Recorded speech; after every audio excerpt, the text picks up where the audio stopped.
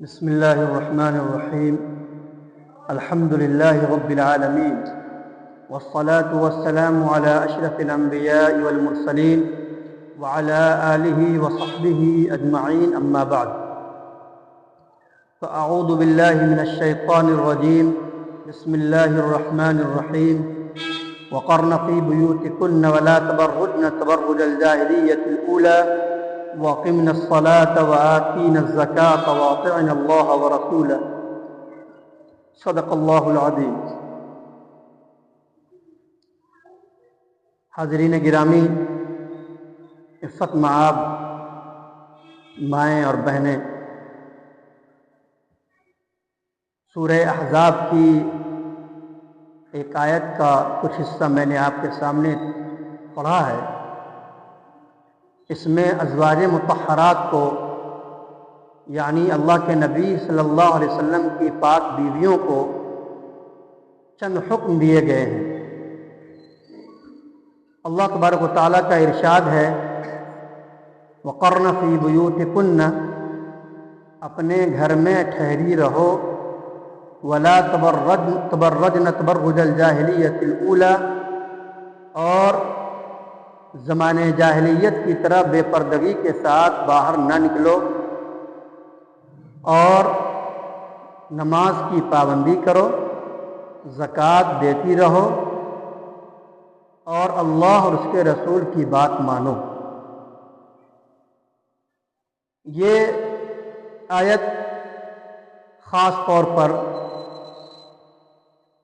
مسلم خواتین کے لیے بڑا اہم پیغام رکھتی ہے.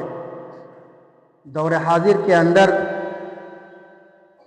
بہت ضرورت ہے کہ گھروں کے اندر اس بات کی پوری کوشش کی جائے کہ خواتین بلا ضرورت، بغیر کسی شرعی ضرورت کے گھر سے باہر نہ نکلیں. جو شرعی ضرورتیں پیش آتی ہیں، ڈاکٹر کے پاس جانا ہے یا کبھی کوئی ایمرجنسی صورتحال میں بازار جانا ہو، تو جب باہر نکلنا ہو تو پردے کے ساتھ نکلیں. آگے ایک دوسری آیت کے اندر اللہ تبارک و تعالیٰ نے ارشاد فرمایا، یا ایھا النبی قل لازواجک وبناتک ونساء المؤمنین یدنین علیہن من جلابیبہن ذلک ادنی ان یعرفن فلا یؤذین. کہ اے نبی صلی اللہ علیہ وسلم، آپ اپنی بیویوں سے اور اپنی صاحبزادیوں سے اور مسلمان کی عورتوں سے کہہ دیجئے کہ اپنے سروں پر دوپٹے کا کچھ حصہ لٹکا لیا کریں، اور یہ اس بات کے قریب ہے کہ انہیں پہچانا جائے اور پھر انہیں کوئی ایذا نہ پہنچائے. زمانے جاہلیت کے اندر ہوتا یہ تھا کہ اللہ کے نبی صلی اللہ علیہ وسلم کے دور میں کہ آزاد عورتوں کا حکم الگ ہوتا تھا، اور جو باندھی ہوا کرتی تھی ان کا حکم الگ ہوا کرتا تھا. باندھی کے لیے ہاتھ، چہرہ اور جسم کا چہرے کو کھولنا جائز تھا، کیونکہ ان کو کام کاج کے لیے رکھا جاتا تھا. لیکن جو آزاد عورتیں ہوا کرتی تھیں، شریف خواتین ہوا کرتی تھیں گھروں کی، ان کو یہ حکم ہوا کہ تم کو ممتاز ہونا ہے باغیوں سے. تمہاری عزت و آبرو کی حفاظت کے لیے اللہ تبارک و تعالیٰ نے یہ آیت پردہ کی نازل فرمائی کہ آپ زمانے جاہلیت میں، اسلام سے پہلے کے زمانے میں جس طرح زندگی گزری، لیکن اب آپ اپنی بیویوں سے بھی کہہ دیجئے، اپنی صاحبزادیوں سے بھی کہہ دیجئے، اور پوری امت مسلمہ سے کی خواتین سے کہہ دیجئے کہ اپنے سروں پر دوپٹہ لٹکا لیا کریں، گھونگھٹ ڈال لیا کریں، پلو لٹکا لیا کریں. اس طرح کپڑے ڈالیں کہ سینہ چھپ جائے اور سر کا حصہ بھی چھپ جایا کرے. یہ نبی کی پاک بیویوں کو حکم دیا جا رہا ہے، آپ کی پاکیزہ بیٹیوں کو حکم دیا جا رہا ہے، فاطمہ کو حکم دیا جا رہا ہے، زینب کو حکم دیا جا رہا ہے، ام کلثوم کو حکم دیا جا رہا ہے، اور پھر اس کے بعد امت کی تمام ماؤں اور بہنوں کو حکم دیا جا رہا ہے. ذرا غور کیجئے، وہ دور فتنے کا دور نہیں تھا. وہ اللہ کے نبی صلی اللہ علیہ وسلم باضابطے موجود ہیں، آپ کے رہتے ہوئے ہر طرح کی رحمتیں ہیں اور ہر طرح کی آفتوں سے محفوظ ہے. لیکن اس کے باوجود اللہ تبارک و تعالیٰ نے ایسا کیا کہ اللہ تبارک و تعالیٰ نے اپنے نبی کو حکم دیا کہ آپ کو اس طرح زندگی گزارنے کے لیے عورتوں میں لائے عمل سے بدلہ دیجیے. دوسری آیت کے اندر یہی بات ارشاد فرمائی جو میں نے آپ کے سامنے پڑھی تو ان کو گھروں میں رہنا ہے، گھر سے باہر نہیں نکلنا ہے۔ زمانے جاہلیت میں جیسے پھرا کرتی تھی پھرا کریں، لیکن اب عورت کے لیے گھر کی چہار دیواری سب سے محفوظ ہے۔ اب یاد رکھیے، ہماری مائیں اور بہنیں سمجھتی ہیں کہ ہمیں پنجرے میں بند کر دیا جائے اور ہمیں قید کر دیا گیا ہے گھروں کے اندر۔ ایسا نہیں ہے۔ دنیا میں یہ اصول ہے کہ دنیا کی جو سب سے قیمتی چیز ہوتی ہے اس کو گھروں کے اندر لاکر میں رکھا جاتا ہے۔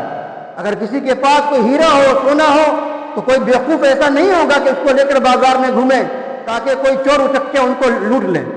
اسی طرح عورتیں سب سے محفوظ چیز ہیں، ان کی عزت و آبرو اللہ کے نزدیک سب سے زیادہ قیمتی ہیں۔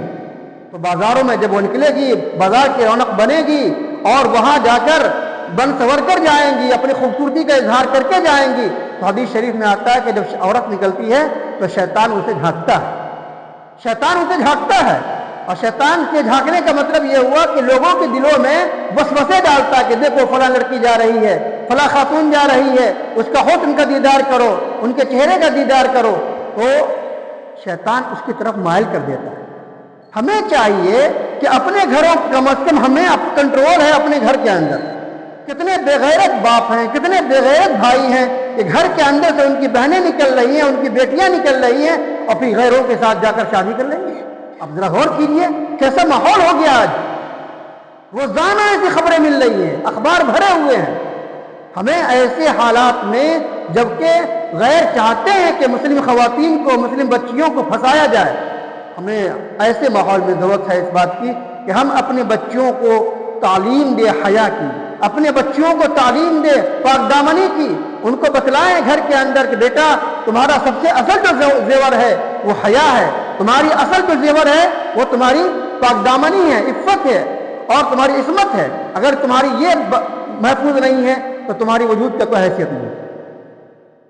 ایک بات تو یہ سمجھنی ہے اس میں۔ دوسری بات یہ کہ ہمیں چاہیے کہ اپنی خواتین کو ایسا کپڑا پہنائیں جو کپڑا کہ ان کے مقصد کو پورا کرنے والا ہو، جسم کو چھپانے والا ہو۔ حدیث شریف کے اندر آیا کہ آخر دور میں ایسا زمانہ آئے گا کہ عورتیں کپڑا پہن کر بھی ننگی ہوں گی اور وہ دوسروں کو مائل کریں گی اپنی طرف اور لوگ بھی ان کی طرف مائل ہوں گے، اور ان کے سر اس طرح ہوں گے جس طریقے سے اونٹنی کے کوہان کی نما ان کے سر بنے ہوئے ہوں گے۔ آپ ذرا دیکھیے اللہ کے نبی صلی اللہ علیہ وسلم نے جو باتیں بتلائی آج پوری کی پوری صادق آ رہی ہے۔ بات ذرا کڑوی ہے لیکن حقیقت یہی ہے، سچائی یہی ہے کہ اللہ کے نبی صلی اللہ علیہ وسلم نے آج سے 1400 سال پہلے جو بات ارشاد فرمائی تھی، آج ہم 21ویں صدی میں اس کو دیکھ رہے ہیں، ہم اپنی آنکھوں سے دیکھ رہے ہیں کہ آج ہمارے گھروں میں خواتین کا لباس کیسا ہے، جسم کا حصہ نظر آتا ہے، لباس اتنا باریک ہوتا ہے، اتنا پتلا ہوتا ہے کہ جسم کا حصہ نظر آتا ہے، یا اتنا ٹائٹ اور چھوٹا ہوتا ہے کہ جسم کے اندر آدمی کا موٹاپا، آدمی کا دبلا پان سب ظاہر ہونے لگتا ہے۔ یہ انتہائی غلط بات ہے۔ ہمارے گھر کی خواتین کو، گارجین کو، خاص طور پر ماں کو چاہیے کہ اپنے بچوں کی تعلیم و تربیت کریں اور ان کو آپ ان کے شوق کو پورا کریں، ان کے ارمان کو پورا کریں، جو کپڑا پہننا چاہے پہنائیں، لیکن ان کے صدر کا خیال رکھوائیں، ان کے صدر کا خیال رکھوائیں۔ ایسا کپڑا دیجیے جو موٹا ہو، جال نما کپڑا نہ ہو، یا پھر دوپٹے نام کی کوئی چیزیں نہیں ہے، گردن پر ایک مفلٹ ٹائپ رکھا جا رہا ہے۔ اب بازاروں کے اندر خواتین گھوم رہی ہیں، بچیاں گھوم رہی ہیں۔ اب ذرا سوچئے کہ ایسے میں کوئی حادثہ ہو جائے ناخوشگوار تو ذمہ دار کون ہوگا؟ پھر آپ دوسرے کو جا کے پیٹیں گے کہ آپ کے بیٹے نے میرے بچی کے ساتھ یہ بدسلوکی کی ہے، ان کے ساتھ یہ غلط حرکت کی ہے۔ غلطی اور قصور تو ہمارا ہے کہ ہم نے اپنے گھروں کے اندر تعلیم و تربیت کا، دینی تعلیم و تربیت کی کمی کی۔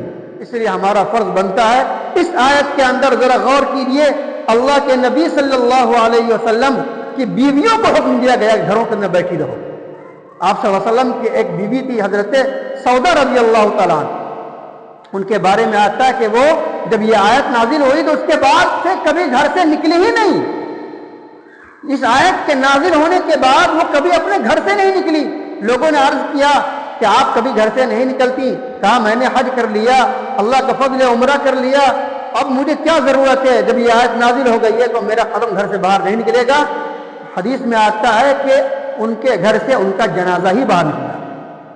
اب ذرا سوچئے، وہ بھی تو خواتین تھی، محفوظ زمانہ تھا، فتنے کا دور نہیں تھا، اس کے باوجود بوڑھی خاتون تھی، تب یہ اتنا پردہ کہ جب اللہ کا حکم آ گیا اب ہمیں آگے اس کے حکم کے آگے خلاف ورزی نہیں کرنی ہے.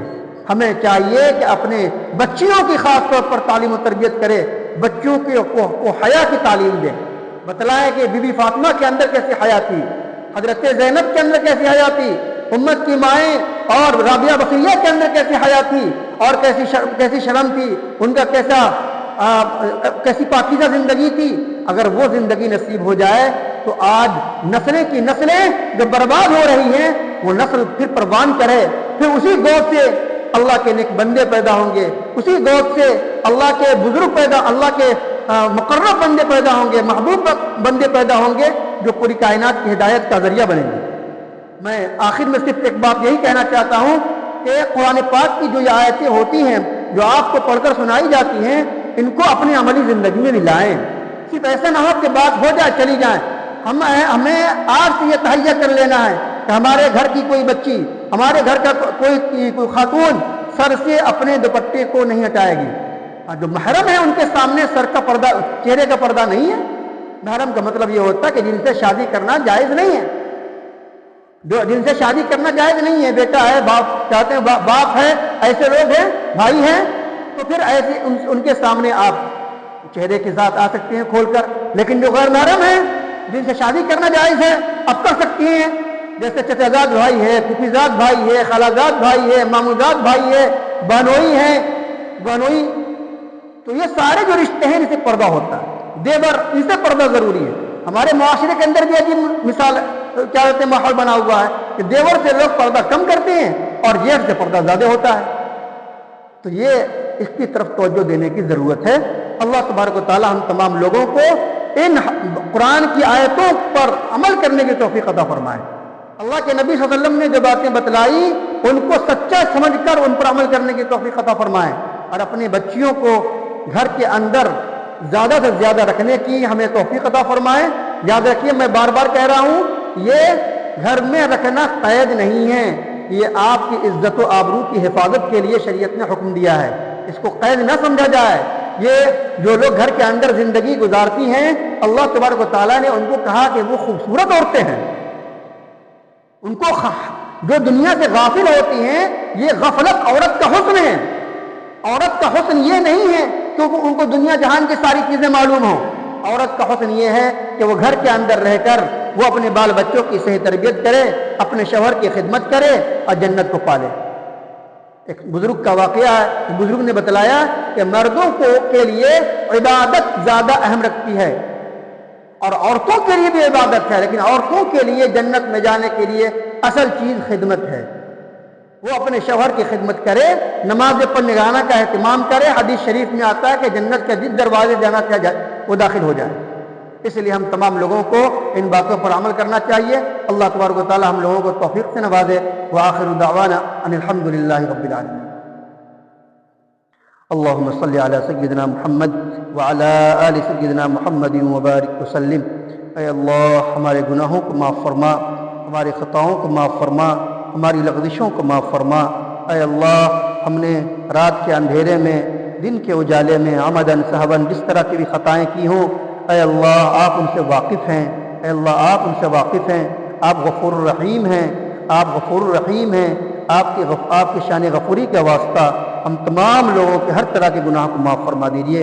اے اللہ اس مبارک مہینے کے اندر جہاں رحمت برس رہی ہے, مغفرت کے فیصلے ہو رہے ہیں, ہم لوگوں کو اپنی رحمت اور مغفرت سے محروم نہ فرما. اے اللہ ہمارے روزوں کو قبول فرما, ہمارے قرآن مجید کی تلاوت کو قبول فرما, ہماری تلاوت کو قبول فرما, تراویح کو قبول فرما. اس کے اندر اگر کوئی کوتاہی ہو جاتی ہے اللہ اپنے فضل سے معاف فرما. اے اللہ ہماری تمام ماؤں اور بہنوں کو شریعت کے مطابق زندگی گزارنے والا بنا دیجیے. اے اللہ انہیں اپنی حیا کو اور انہیں اپنی عزت و آبرو عصمت و آبرو کی حفاظت کرنے والا بنا دیجیے. اے اللہ ان کے حال کی اصلاح فرما دیجیے, ان کے اخلاق کی اصلاح فرما دیجیے, ان کے پورے وجود کی اصلاح فرما دیجیے. ہم تمام لوگوں کی اخلاق کی, احوال کی, اعمال کی اصلاح فرما دیجیے. اے اللہ نیک راستے پر چلا دیجیے, صراط مستقیم پر چلا دیجیے. اے اللہ ہم تمام لوگوں کے لیے بخشش کے فیصلے فرما دیجیے. ہم میں جو پریشان حال ہیں ان کی پریشانیوں کو دور فرما دیجیے. جو بیمار ہیں ان کو شفا نصیب فرما دیجیے، جو بیمار ہیں ان کو شفا نصیب فرما دیجیے، جو مقروض ہیں ان کی قرض کی ادائیگی کی سبیل عطا فرما دیجیے۔ اے اللہ جو بے اولاد ہیں انہیں اولاد صالح عطا فرما دیجیے۔ اے اللہ جو بچیاں علم حاصل کر رہے ہیں اللہ انہیں علم نافع عطا فرما دیجیے۔ اے اللہ جن لوگوں نے ایگزام دیا ہے اے اللہ ان کے نمبرات اعلیٰ سے اعلیٰ، ان کو ممتاز نمبر سے کامیابیت نصیب فرما دیجیے۔ اے اللہ ممتاز نمبر سے کامیابی نصیب فرما دیجیے۔